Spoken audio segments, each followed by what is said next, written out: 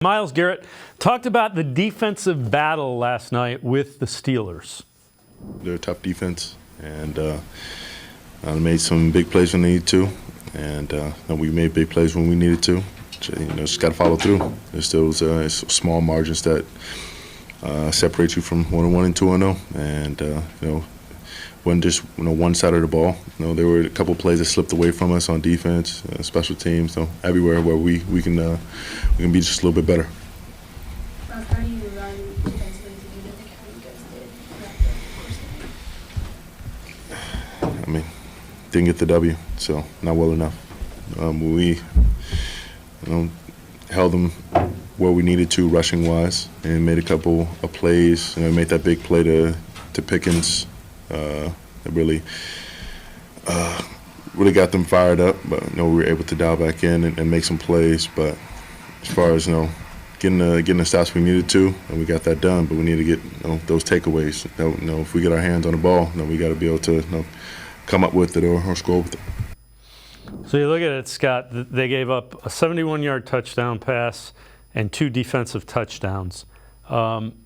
Nobody has consistently driven the ball on the defense.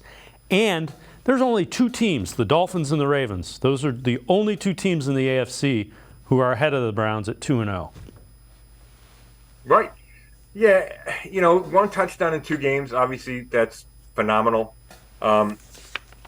You start to think that it's going to be really hard for offenses to go 75 yards against this defense.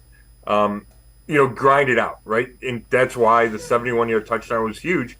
Give that one big play, and then Kenny Pickett doesn't have to complete 5 in a row, right? Harris doesn't have to run 6 times. So they need to eliminate those big plays. I think maybe a Schwartz aggressive attacking defense is susceptible to that, and you kind of have to live with it. But they've shown so much good through these 2 games. But, could they have won the game if Rodney McLeod gets an interception on that sideline, I think, to start the second half? It bounces off his hands. That could be a huge turning point, right? Like, just because you make a couple of turnovers and make a couple of plays doesn't mean you can't stop, right? The Steelers weren't done when they had 1 defensive touchdown. The second one won the game. So I do think there were more plays for the defense to make that could have made up for all the deficiencies, across the rest of the team.